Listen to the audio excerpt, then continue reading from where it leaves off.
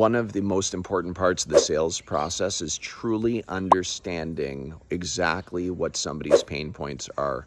So we call it the aspirin solution versus the vitamin solution. You see a lot of people when they're selling, what they end up doing is they try to sell all of the things that could be possible down the road. And that's like selling vitamins in hopes that your health will get better at a later point in time.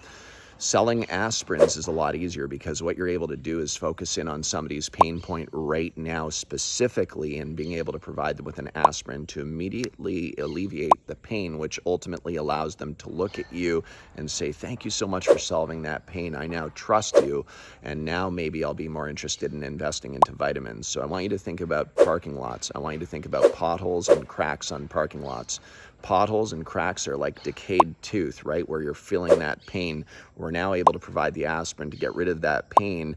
Now we solve that problem. We've solved it. The pain is gone. Now what we can start to maybe talk about is seal coating and line striping. So when you're looking at parking lots, make sure you're diving deep into the pain points of what it is that you're truly dealing with on those parking lots and what those parking lot owners, facility managers, property managers might be feeling as it relates to pain, tripping hazards, fast deterioration of the pavement assets, etc.